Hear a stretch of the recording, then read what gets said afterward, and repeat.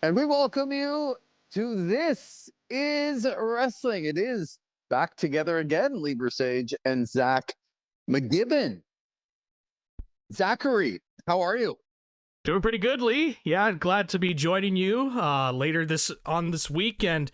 Getting ready for Full Gear coming up this weekend and previewing everything that's going on. It's been a little bit really since we've really kind of dived into storylines going on with AEW. I know we've kind of talked a little bit about what's been going on with the product, and obviously there's been a lot. Whether that's some of that's good or bad will be kind of discussed here, but I'm looking forward to this conversation here, Lee. Well, we will get into Full Gear coming up on the weekend and the AEW pay-per-view. And to do so, we'll bring in also one of our, I would call him our AEW expert slash insider. It is one Ben Soubliere. Benjamin, how are you? Good, gentlemen. How are you? Good, Both of you did not respond to being called Zachary and Benjamin. Okay. It's an excellent, we know who's in control, and we know I figured that you guys would have some sort of witty comeback, like only my mom calls me Zachary, only my my family, my wife calls me Benjamin when I'm in trouble. Well, you're both in trouble because you're with me, and I got replaced by Josiah last week, and oh my God. Zach, are you guys done yet? Are you done? I think we're still recording as we're chatting, so you might have to talk with Ben a little bit more. But no, it was I really enjoyed the episode. It's something that I've wanted to do for a while. When it comes to the Observer Hall of Fame, and when Josiah reached out saying, "Hey, I've got a ballot from Dave this year," I figured, "Hey, let's give it a shot. Let's see if people like it." And from what I've heard so far, people seem to have enjoyed it. It's something different, and talking a little bit more. It's a nice combination of looking at the modern wrestlers while also looking at the historical wrestlers and kind of analyzing it through that lens of the Wrestling Observer Hall of Fame. And so a lot of wrestlers discussed from each era, and I think people will really enjoy that if they're looking for a more historical content coming from This Is Wrestling. And Mr. Soubliere, it's great to have you on the program to look at Full Gear. And I mean, you must be coming off a high on Wednesday night as we record this on Thursday, watching Brian Cage open up the go home show to Full Gear. You must have been pumped about that. You didn't like that tag match? I thought that was a fun tag match. I actually liked, the bookends of that Dynamite. I thought the last few Dynamites have been some good and some bad, but that I didn't mind that opening 8-man All-Star tag match. Oh, All-Star, because they called it an All-Star. You're calling it an All-Star. Is that right? With the likes of Brian Cage and Kyle Fletcher and Lance Archer, you're calling it an All-Star game, are you? Okay. I mean, arguably, I think Kyle Fletcher is a star on the rise, but yeah, they probably threw around that All-Star tag a little too liberally for my liking as well. You know what, Zach, Ben and I have been talking lately just about, the Dynamites as of late. And Ben, I would like you, before we start to get into the card, one of the things that you and I have been chatting about the last few weeks is that Dynamite trying to get some of their main stars back on television here and try and, well, we'll see, simplify their approach. Like, hey, let's put our stars back on television. And then they kind of mix it in with like, oh, but our surprise is Will Hobbs. So how do you feel about the way that Dynamite has gone the last month as far as a little bit of a redirection, I think, from AEW? Well, I think it's fine heading into December in the Continental Classic because I feel like last year that was probably my favorite stretch of programming for AEW. I kind of went out of my way to make sure I kind of watched all of the collisions and all the rampages as live as I could, being invested in when those matches were.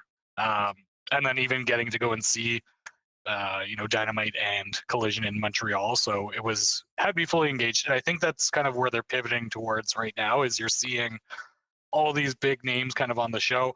Some of it's a little bit too fast and rapid fire for my liking. It makes for like a fun show, but it feels a little bit more chaotic. And the shows have been a couple of weeks ago, the Private Party tag team win show was awesome, and they followed it up with another good show. And then the last two kind of been a little bit hit or miss. But I'm excited to get into the Continental Classic because I thought it was refreshing last year.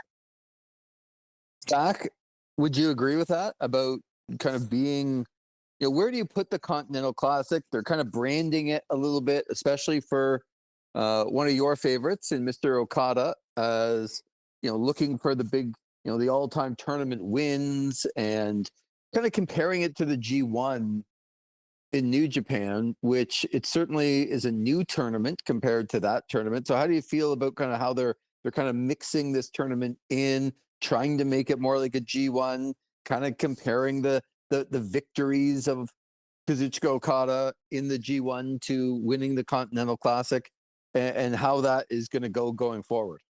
Yeah, I think there's a lot of different storyline potential that they could do here with this year's edition of the Continental Classic. Obviously, last year, I agree with a lot of what Ben said.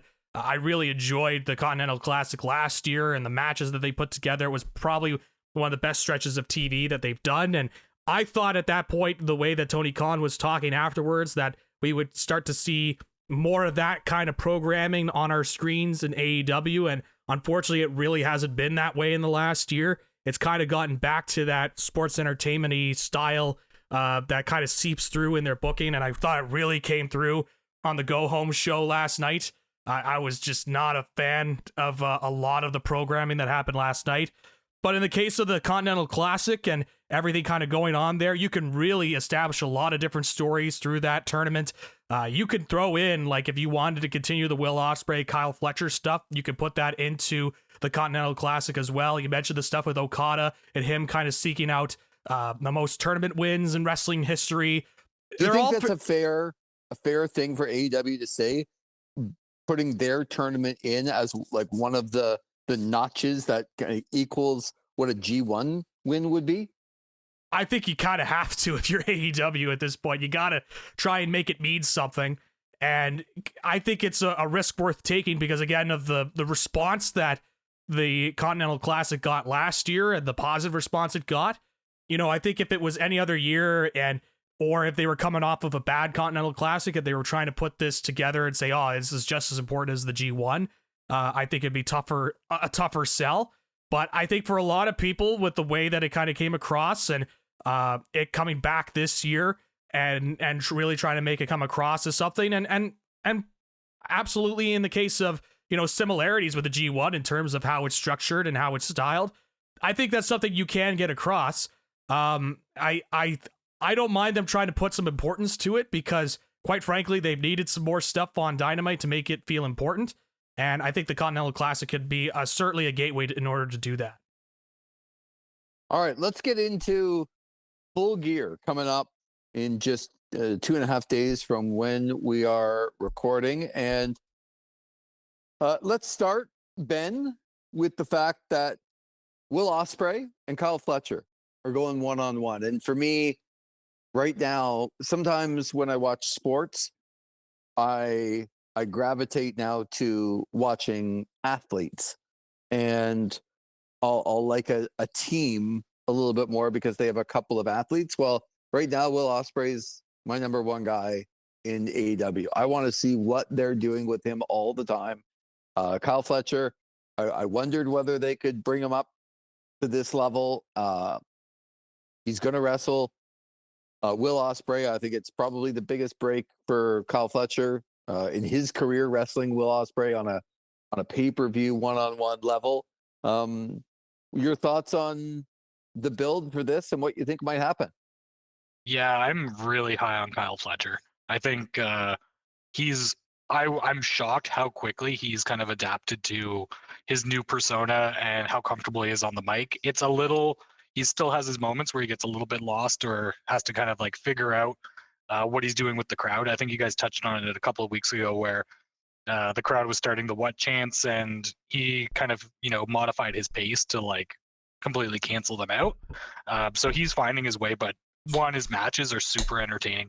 On the topic of like athletes that you like to watch, Kyle Fletcher is up there with me, and I think I am pleasantly surprised with how this push is going.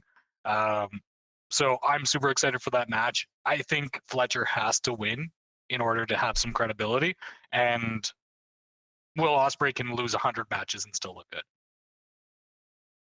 So you are predicting a Kyle Fletcher win? I am predicting a Kyle Fletcher win with a whole bunch of help from the Don Callis family. But I also wouldn't surprise me if this is like a show-stealing match at some point on the card. So I kind of agree with that, Zach, as far as I'm torn here as who I think is going to win, because I've been wrong in the past when you think that, okay, this is the right spot for the right push, but you still have to remember that, the number one, number two guys in the company usually win more than they lose. So, a couple of days ago, the betting odds have Will Ospreay at like a 1-5 minus 500. The odds certainly in his favor. I think it's the right time for a Kyle Fletcher win to really vault him and continue on in the feud with somebody that he is comfortable with, in Will Ospreay. And if Will Ospreay gets the return win down the road, he can move on. But I'm worried a little bit that AEW still is hesitant to pull the trigger on stuff like this. So I'm going back and forth. I think Kyle Fletcher should be the victor, but I wonder if he's going to be the victor. What about you? I'm leaning towards Kyle Fletcher getting the victory. I'm kind of in line with Ben. I see a lot of upside in Fletcher. I think he's a guy that could really be something, and he's still young. He's still 24, 25, still got many years to grow. I think he could win this match, and Ospreay will be A-okay after this, and I think they could be able to, translate this to the Continental Classic if they wanted to give Ospreay a win back and have Ospreay beat Fletcher during the Continental Classic. That way they can continue this story. But a lot of eyeballs will be on the pay-per-view. That's always something that AEW has. We always talk about the negatives with AEW, and there's certainly a lot when it comes to attendance and all that. But one of the positives that they always have is their pay-per-views and the amount of people that buy their pay-per-views. And in this case, I think that will be a big benefactor for Kyle Fletcher having a big win over Will Ospreay, one of their top stars in the company, and a guy in Ospreay that is willing to put somebody over like Kyle Fletcher. I think it just makes a lot of sense to do that. And not only for Fletcher, but also establishing that Don Callis group as well. Because you want to try and make that group seem legitimate.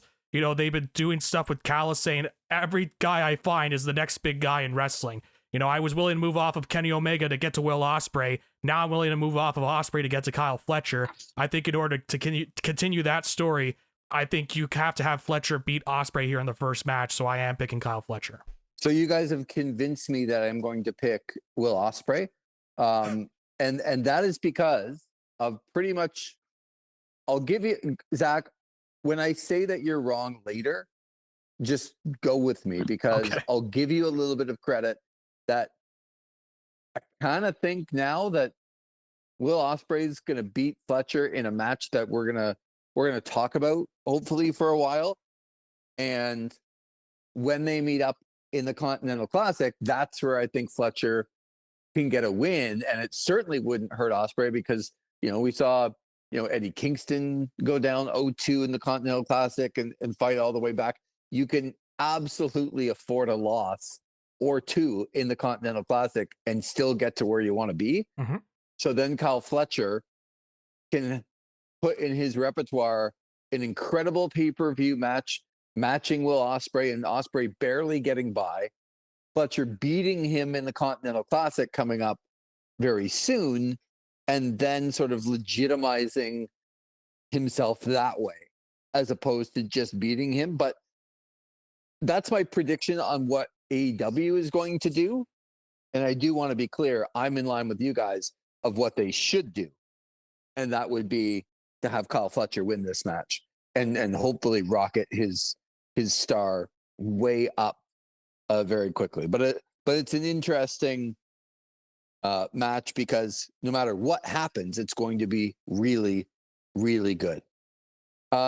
Zach, what's happening with MJF and Roderick Strong and kind of Adam Cole, who's not on the card, but he's on the card because he's still involved in this feud? So MJF and Roderick Strong, give us a prediction of what's happening here.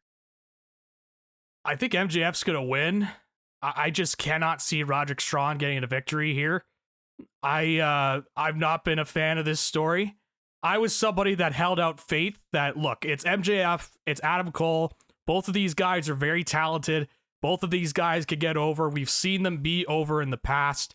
But as the story goes along, I just go back to one of my previous thoughts I've had with the Adam Cole MJF storyline. And I just think that the stuff that's happened with them in the previous storyline before Adam Cole got hurt and before MJF had the turns back to heel, I just think those two just don't work well together when it comes to their promos, when it comes to, other than the opening match where they had the time limit draw, I can't really recall them having a great chemistry together. So I'm sure Ben could correct me if I'm wrong, but nonetheless, I just don't think these two work well together, and I think it just reeks of, the storyline that they had a couple years ago, which just hadn't hit with the AEW audience.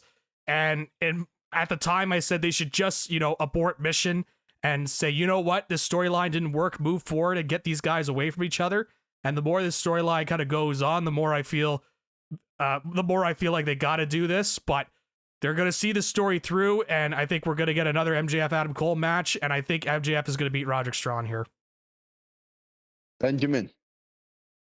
Yeah, I'm in agreement with pretty much everything you said there. I think this is building towards an undisputed era reunion at some point.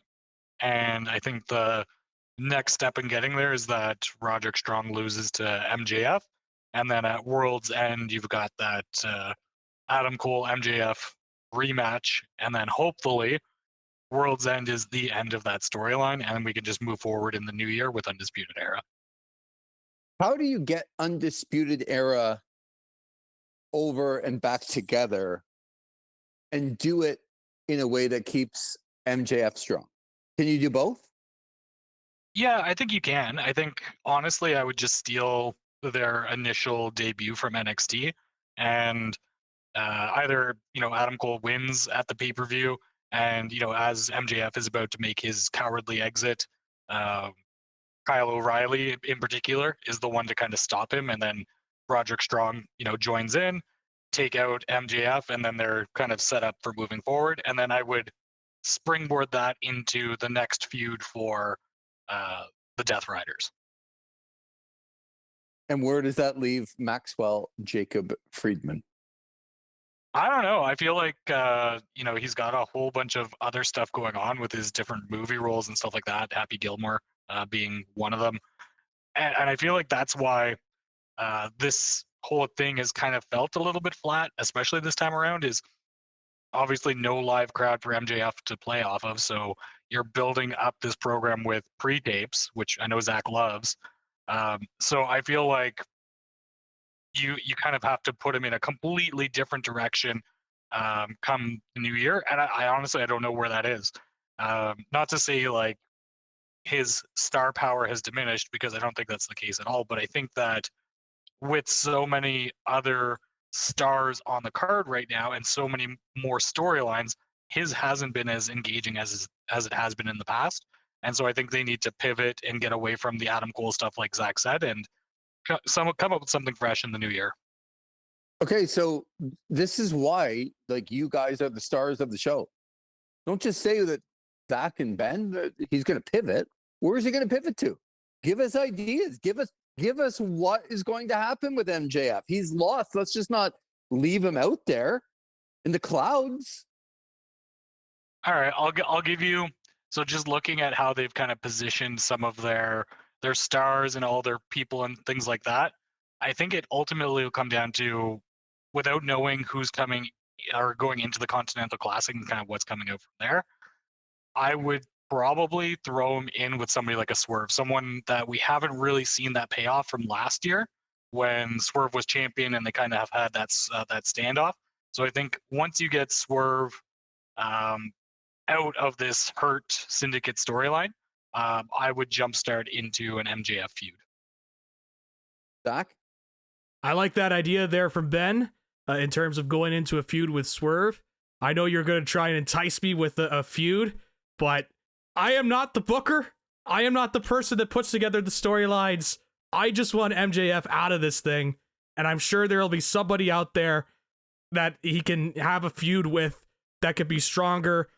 You know, there was the teases earlier on of Hangman Page, and I know that he's a heel right now, in the case of Hangman Page, but I mean, they could rekindle that if they wanted to. Is he a heel? Or well, he's kind of a tweener, like right now. Jay White's kind of in a baby face-ish role right now compared to Page's tweener role. So I wouldn't be opposed to seeing MJF and Adam Page. It would be something different, something new. And it could continue, keep Adam Page obviously on the screen as well. Because as we could all agree, Adam Page is the main character of AEW. So, that's a feud I would like to see, but at the end of it all, I could take whichever opponent at this point over Adam Cole, because I just think they just need to abort mission on this. So, Ben, that is a long-winded answer that Zach has no clue and no ideas and nothing for me. Look, it was a big stop sign rewrite today in Belleville. Lots of work being done at his other work, so he's not as fresh as he used to be. So I apologize for my co-host. I can't believe that Le Champion's, photoshopped, very fraudulently screenshotted. Look at the article that he sent you is still haunting me in the latter part of 2024. Strong opinions on this show, and twice I'm going to give you, if this feud is not going to end until World's End, I'm going to give you Kenny Omega and MJF. Awesome. I'm in. Give me that. in the new year, Omega coming back. MJF needs somebody to dig into a little bit, and you're certainly going to get a face reaction when Kenny Omega gets back. And I think those two could do some really good stuff and kind of entertain each other here in the new year. That I would put MJF. You guys are talking about Hangman Page or Swerve Strickland. You got to put him in with somebody big, because he is one of your main stars. And you're right, Ben. He doesn't feel like it right now. He should, but he doesn't. Bobby Lashley and Swerve Strickland. Ben, what have you thought about the build of the Hurt Syndicate and kind of why they're feuding here with Swerve Strickland? Yeah, I think it's pretty easy and straightforward storytelling. And I like it in terms of like an initial platform for Bobby Lashley to jump off of. Shelton Benjamin looks like $1 million, which was kind of surprising to me because I feel like he didn't really get to showcase that as much in his last WWE run. And MVP is the perfect mouthpiece for Bobby Lashley because he cannot or should not cut promos on his own. And he just looks like a killer, which is who he should be. And I get that he's like almost 50 years old or whatever it is, but Swerve is probably taking a loss here, especially considering he's got something going on with his shoulder. I'm not a medical expert. I couldn't tell what was going on with it. I saw people saying, oh, there's like some sort of fracture, like light fracture. Some people are saying it's a separation. I don't know. I can't read it. I'm not a radiologist. But I think either way, you probably get the fourth member of Hurt Syndicate debuting at, or I guess making their alliance known at the pay-per-view. And Swerve gets a little bit of time off to heal back up, assuming that that is a legitimate injury. And business is booming then for Hurt Syndicate moving forward. So you, as the host of this show and the only one asking decent questions here, you know what I'm going to ask you and Zach. Zach, I'm going to actually start with you. If they announce a fourth member, who's it going to be? And don't say I don't care, because I'm just really happy about the Hurt Syndicate. If they introduce another member, who's it going to be? Man, I'm unsure. They've been going around and they've been talking a lot with people. I know, but look, you want my honest takes? I'm going to give you my honest takes. And sometimes it's okay to not know. It's fine. It's fine. You know, I know that they've been doing the stuff with Anthony Bowens and Max Caster as well. Like they've been doing that bit of a tease. I know they went up to Ricochet as somebody that could join the Hurt Syndicate. There's a part of me that would be interested in seeing what Anthony Bowens could do with this group, because I think he is a underrated talent in terms of in the ring. I think a lot of the kind of negative stuff when it comes to the tag team gets more hitched with Max Caster than I do think with Anthony Bowens. I think there's more upside with him. So putting him into a spot with the Hurt Syndicate could be interesting. And I know that they've been teasing that it's Max Caster that's being recruited, but we could always do ourselves a little bit of a swerve. But maybe not a Vince Russo style swerve, but a swerve nonetheless. No, but see, Ben, when you press Zach a little bit, you get his back up. He gets a little, bit angered. He gets a little fire in his belly. He comes up with a good answer. And Anthony Bowens, I don't mind that answer. I really don't. I would like to see Ricochet simply because then I wouldn't ever have to listen to him talk ever again in my whole life and could listen to MVP talk for Ricochet. And I think that can really help Ricochet as far as getting to the next level. I think he's got a low ceiling right now.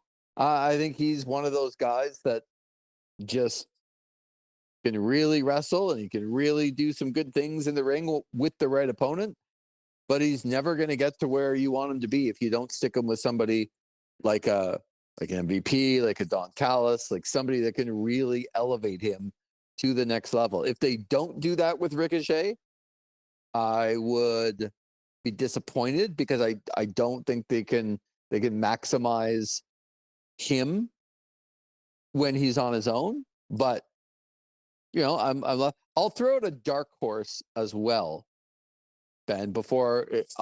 You've had ample opportunity now, Ben, to think about an answer after not giving one in your initial one.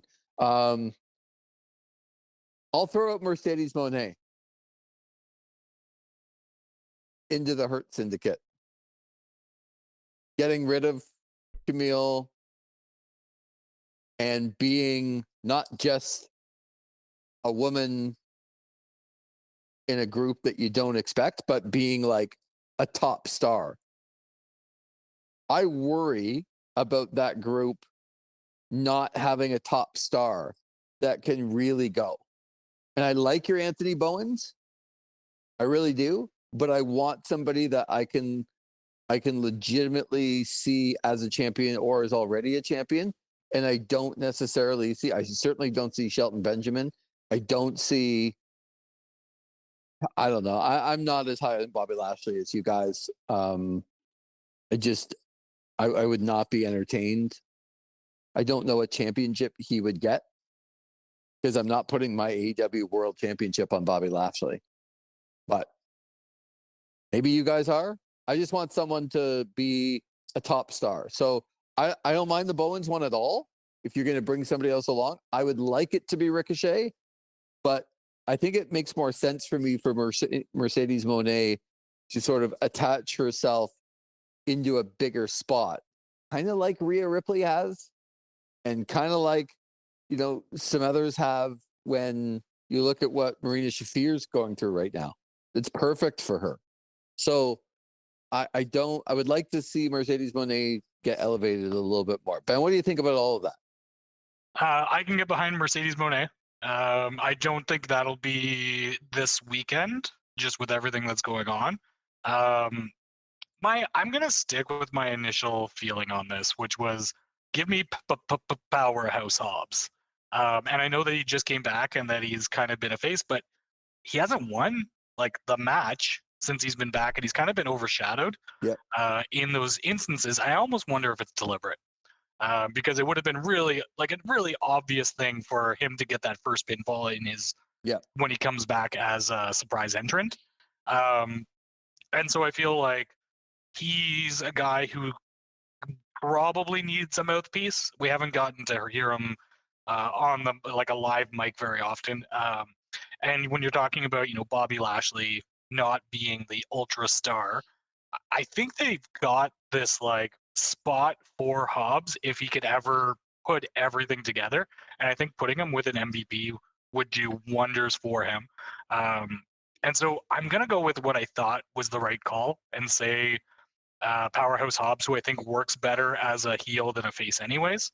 And I don't know exactly how they get there, if it's just like it looks like Powerhouse Hobbs for some reason is making the save and then doesn't make the save and starts attacking him. I also feel like we could get a couple more members in the Hurt Syndicate and have it be more than just, you know, Lashley and a couple of guys. And that's where I think you can bring in like a Bowens or a Caster and a Mercedes Monet as they start branching out into whatever that faction becomes. Right. Can I throw out another name in there before we move on to the next match? As this is just a name that sort of popped up and probably more of a dark horse, but I think Leo Rush would be a great fish for the Hurt Syndicate as well. I know what I hear what you're saying, Lee, in terms of how you kind of view Bobby Lashley, but I think they view Bobby Lashley as somebody that could challenge for a title because he's been a world champion in the past. And so I think in that sense, I think they're kind of, I won't say build around him, but he'll kind of be more the focal point. And you want to have different kind of styles represented in the Hurt Syndicate. Leo Rush could be that guy that could be more of that flying base, you know, a smaller wrestler, but he's very good in the ring, and he's been featured a lot more. I know he's been taking losses, but we've seen in the past with some of the wrestlers that Tony Khan eventually books is that they have him featured on TV a lot. They have him in a lot of big-time matches with some of the people that are in feuds, have them lose quite a bit so that they could get familiar with the audience, and then, you know, snap the finger, and then you start to get the push underway. Leo Rush has kind of had that a little bit, so that could be somebody as well that could fit into the Hurt Syndicate in my mind. Yeah, I think these are all good answers. Okay, I don't know how long. Zach, let's start with you. Just about Jack Perry and Daniel Garcia. I'm going to pick Jack Perry. I am not going to waver off of Jack Perry. I am not going to defy the odds once again and try and go off of Jack Perry. It will be Jack Perry that will retain. I am not going to make the same mistake again. I think it's closer than it was in the ladder match. I think there is a chance for Garcia to win, and I think that you could make the argument, and I would be certainly open to hearing it, with the Bucks seemingly getting off of TV, that and we haven't seen Okada. I know they've been doing the stuff with the Continental Classic, but he hasn't been part of that group with you know, the Bucks and Jack Perry, that this could be an opportunity to get the belt off of Perry, put it onto Garcia, and then have Perry come off of TV so that he could rebrand himself or go on a different path that's away from the Bucks and Okada. I could see that happening, but the way that Tony views Jack Perry, the way that they have continued to feature Jack Perry, I just cannot see Daniel Garcia beating Jack Perry, and I've got Perry retaining the TNT Championship. Soubliere. Yeah, I can't really disagree with anything there. I think there's still meat on the bones with this Jack Perry scapegoat gimmick. And that's not to say that at some point Daniel Garcia could take the title off him. I just don't think it's in this match. It's also really weird that this pay-per-view has like no gimmicks. So I feel like that's going to lead to something with World's End, that we're going to get World's End is going to be this huge blow-off pay-per-view where a bunch of storylines kind of wrap up. And I feel like Full Gear is, you know, not to say it's like the pregnant pause or like the calm before the storm, but I feel like we've got a ton of just like individual one-on-one matches. I feel like the next pay-per-view is going to be a blow up of some of this stuff that is still going to continue on. And I feel like Jack Perry is still going to keep that title to Saturday night. All I heard, Zach, in his answer was we're going to get all-star 8-man tags at World's End. Like, oh, great. The conglomeration times 3. I'm going to pick Daniel Garcia in this one. I know, Zach, when I tell you like how wrong can you be and blah blah. So now you don't want to stray, but this is the time to stray. Okay, Okada's going to go in the Continental Classic, and he's probably going to turn into a bit of a face. The Bucks are off TV. It kind of leaves Jack Perry in this no man's land, and I don't disagree with your sentiment here about like, if you're not going to give something to Daniel Garcia, like when are you going to give something to him? He gets in a big time feud with MJF, but he's not able to win that. And he gets a new contract and he's going to stay. And like, If he loses here, what's happening with him? Where you can rebrand Jack Perry, he certainly, if he goes in a different direction and comes back just even in a few weeks, you can do a lot of things with them, because I don't love, I mean, Ben's jacket will be, you won't have the jacket to wear anymore of the scapegoat and stuff, Ben, but I think they familiarize the audience a little bit more, that thinking that Jack Perry is important, and now you can put him into other roles. I just don't see where, if Okada's going one way and the Bucks are going another way, I don't really see him, why he's just going to hold this TNT championship and like, okay, beats Daniel Garcia, then what? He finds another mid-carder to get in a feud with. Like, I just think Daniel Garcia has been through a lot. He's come back. He got in a big-time feud with MJF. He signs a new contract. Maybe it's time to go with Daniel Garcia here for a little while and get Jack Perry going in a different direction. I'm picking the Buffalo Kid to win the championship, and I think it'll be pretty cool.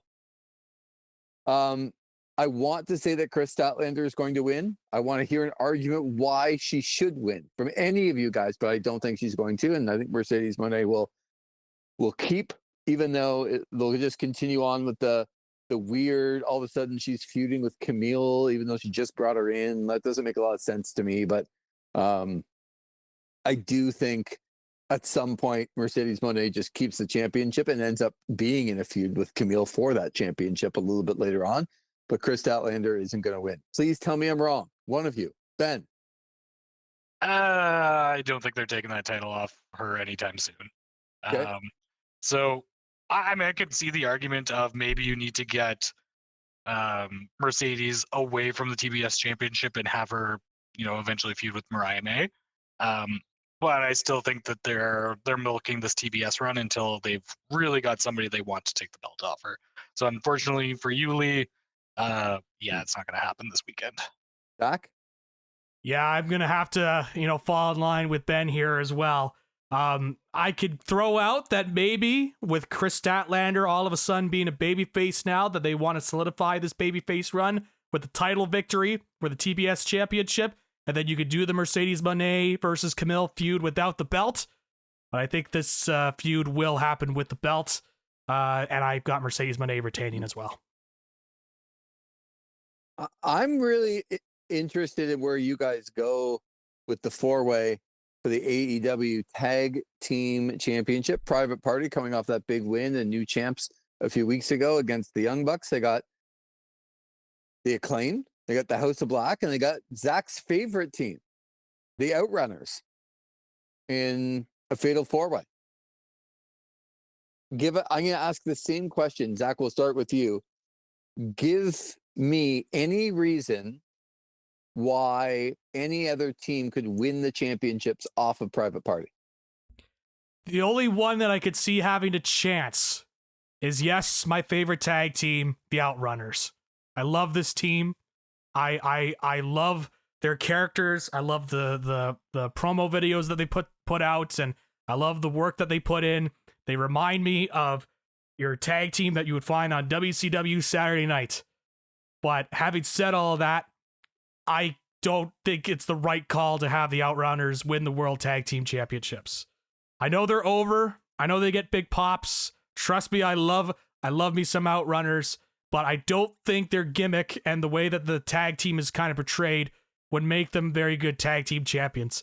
I think they are more on the lower mid-card to mid-card level when it comes to them being a tag team.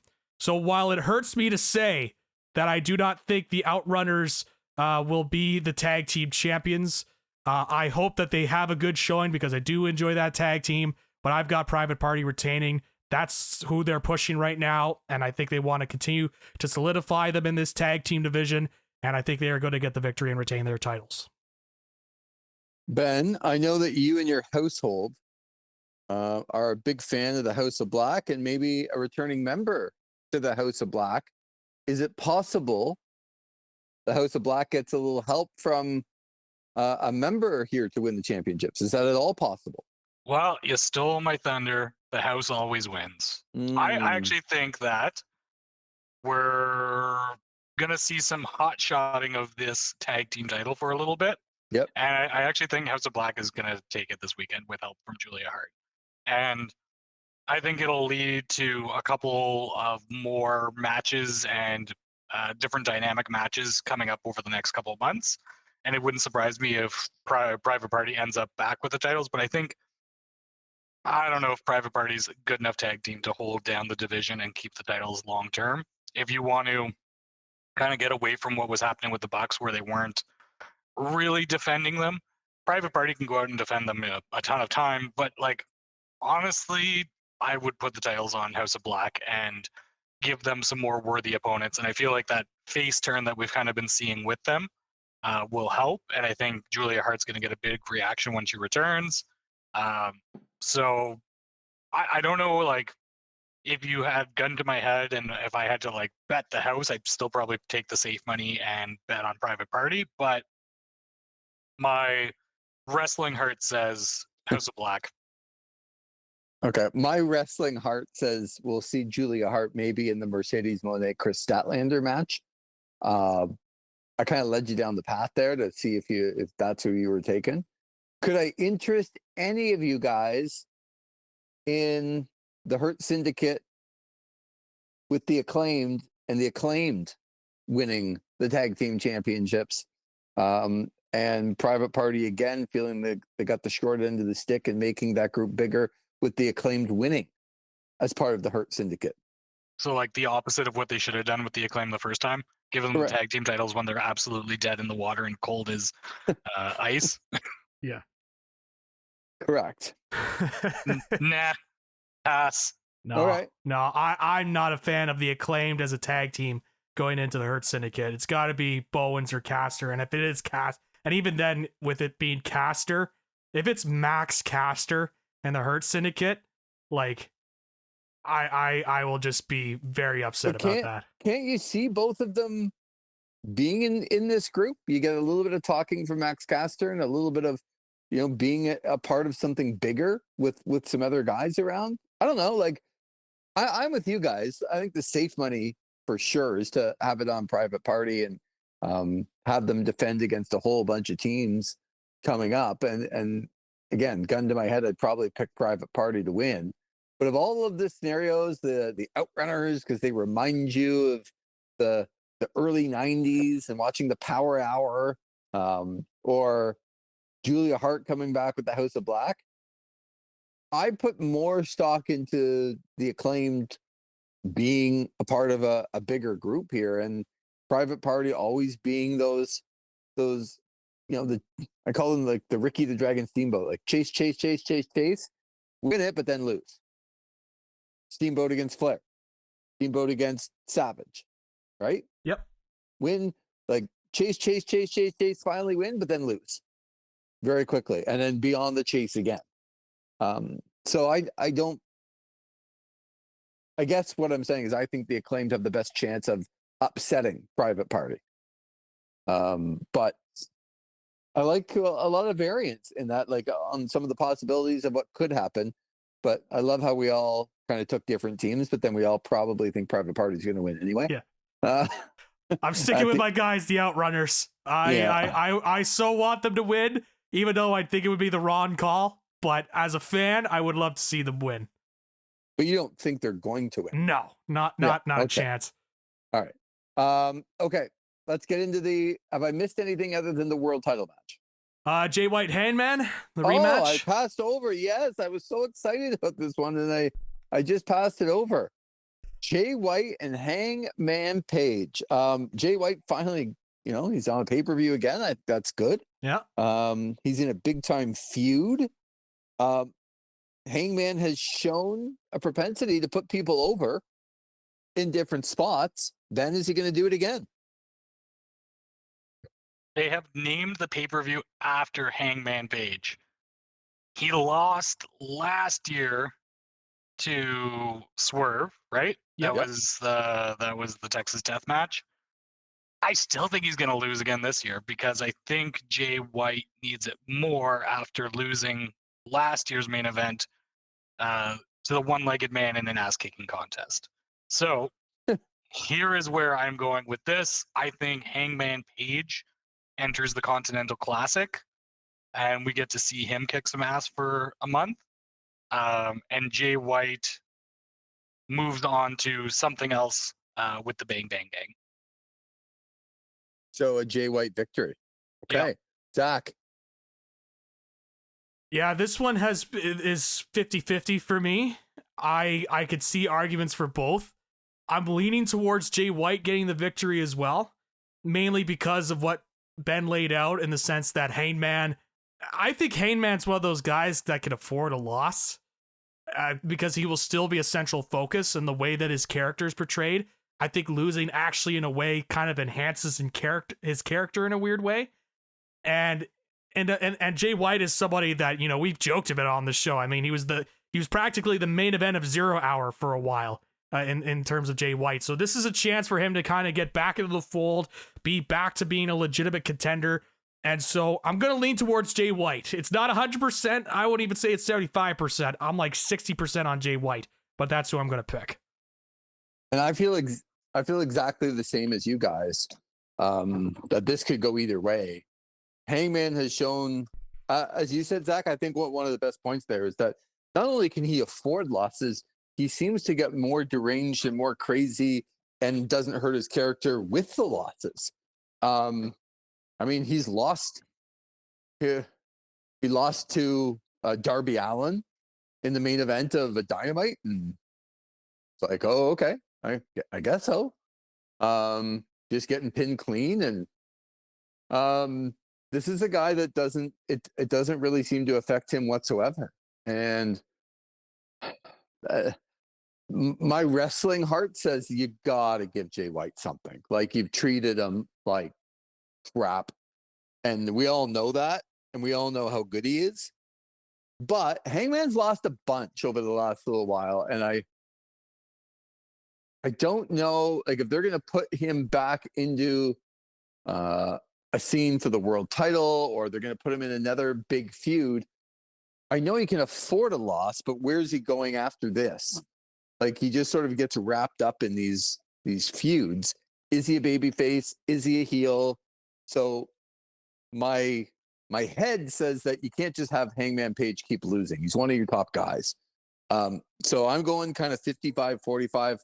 My money down, I'm betting on Hangman Page, but you just need to start treating Jay White better, and maybe just getting into a feud here is better for him. But yeah, I mean, I'm picking Hangman, but it's close. This to me is the closest one of them all. Mm-hmm. Okay, Ben, before we pick, I want you to sort of explain a little bit on what you think could possibly happen, and where the Death Riders, Orange Cassidy, briefcase. I know we've talked a lot about this over the last little while, and you've got some theories on it. So why don't you start with the main event? Orange Cassidy looking for the AEW world title.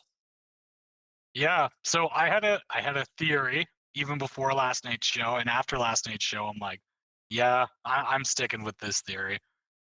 What's in the briefcase, Lee? What is in the briefcase? It's like Pulp Fiction, man.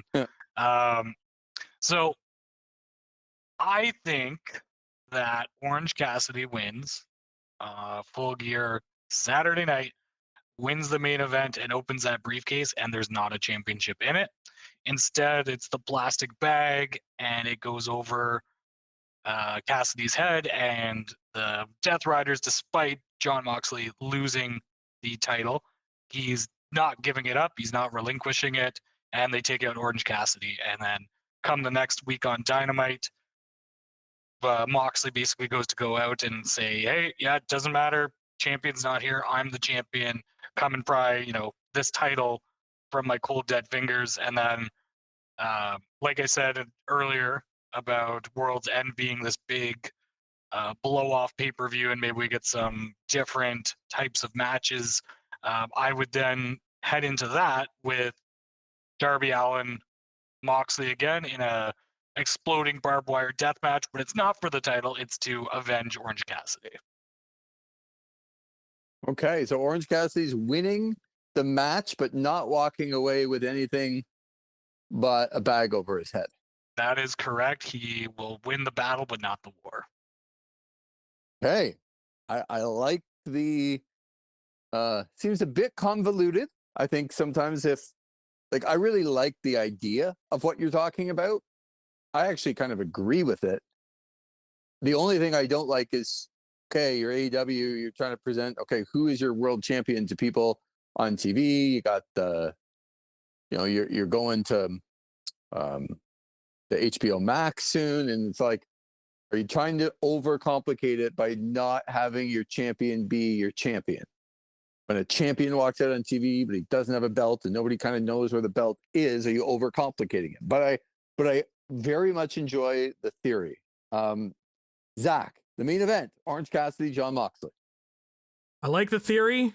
I don't love the theory. I just don't love. I get where you're coming from, Ben, in terms of, you know, how this group is kind of organized and how they kind of operate. But I just don't love the idea of the champion not having the belt. It's just sort of it's just one of the ideals I have. I get where you're coming from, but I think the storyline works with Moxley just keeping the belt and being champion throughout.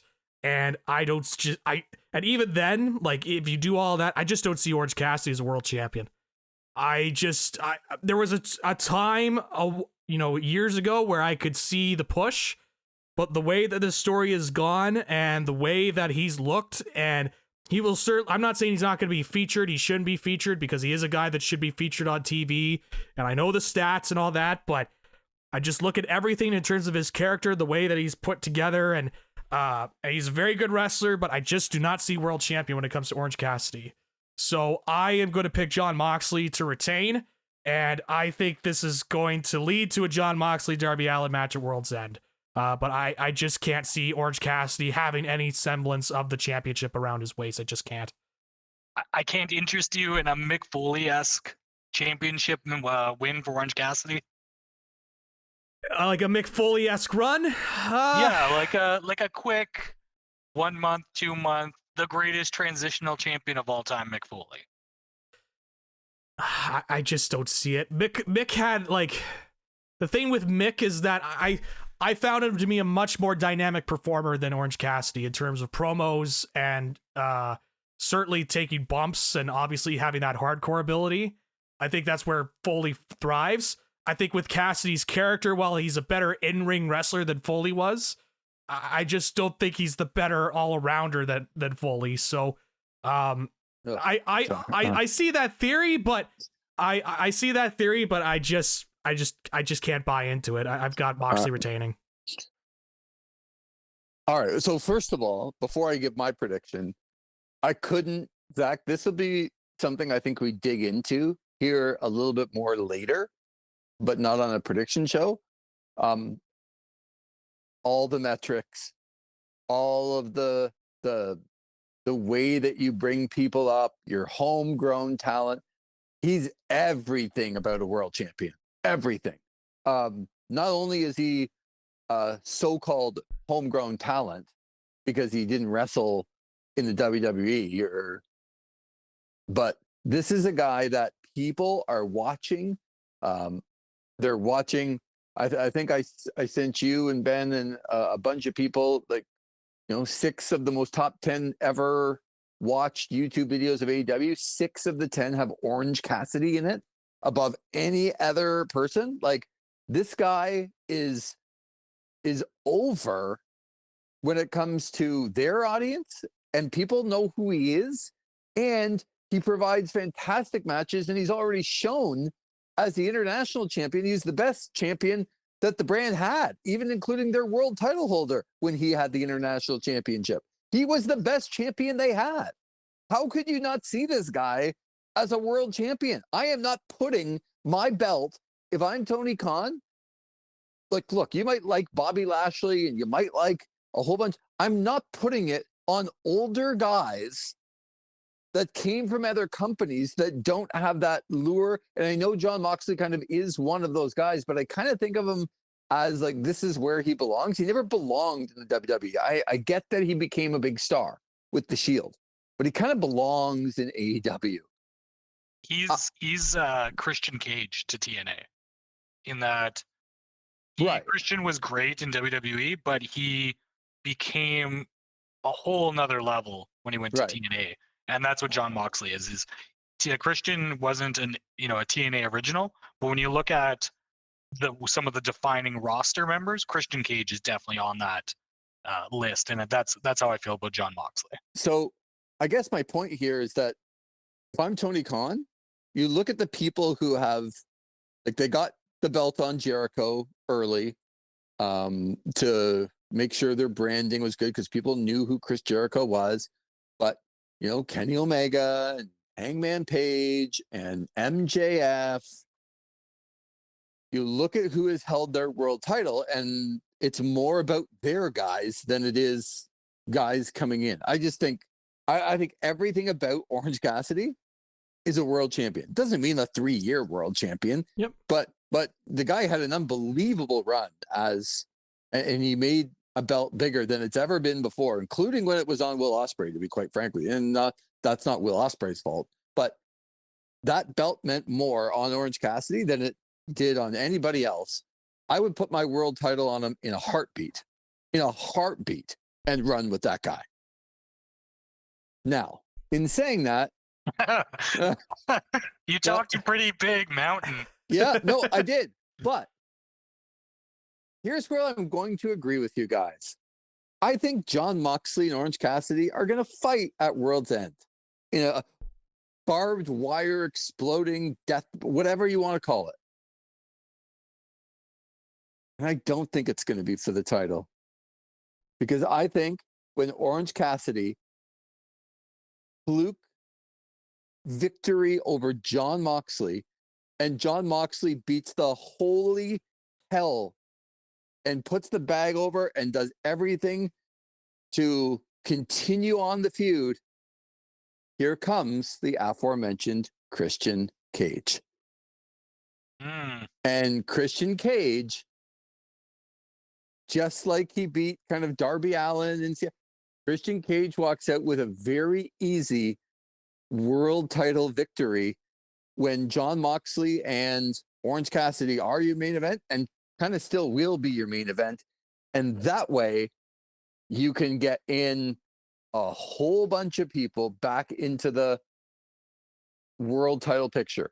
You want something for Hangman Page to do? You want something for Adam Cole to do? You want something for Kenny Omega to come back into? I just don't think it's an accident that Christian Cage has this. I understand there's a lot of power that sort of just giving him that opportunity that he holds up. He could do that for the next 6 months and get over. But he's never beating John Moxley for that title. Never. So unless you're telling me that Christian's either not going to win the title or not going to challenge for the title and just do this for the next 6 months, he's not doing it to John Moxley. Who's he going to do it to? I think it's a perfect opportunity coming up at Full Gear to put Moxley over. Cassidy gets the fluke victory. He gets jobbed. Death Riders still are literally go over, and out comes Christian at the end. And he is your new world champion. We picked 3 different people in a main event with 2 people. I love it. That's what we do here on This Is Wrestling. That's it. Yeah. Right? That's it. No fence sitting. See, we got strong opinions after all. No, this has been great, guys. With any AEW show, sometimes I do get fooled by, don't worry about how they get there, because the show itself is going to be really good. And so it's just the quality of athlete, the quality of what they put out on pay-per-views, and what they let the athletes do on their pay-per-views as opposed to the WWE. So it should be interesting. I'm always looking forward to a big show. Hopefully there's a couple of surprises. And I would tell you both to enjoy Full Gear immensely. Thank you, Ben, for all of your time Look forward to hearing from you in the next couple of weeks. And Zach, always good to talk to you again. Yes, sir. And I won't be able to catch Full Gear live. I will be down for a Remix Wrestling that's happening at the same time as Full Gear. So I will catch it later, but it'll be a lot of wrestling for me to watch over the weekend. So I am looking forward to it. Gonna say, who's not jealous of that? I can't watch one pay-per-view because I'm actually broadcasting another show, and then I'll get to the pay-per-view afterwards. That's right. Yeah. Not bad at all. Okay, thanks, Ben. Appreciate it. Thank you for having me. It's been too long. See? Veiled shot that Ben wants back on the program sooner rather than later, Zach. And I love ending shows on veiled shots. He's going to put a bag over our heads to make sure that he gets back on the show. One of us.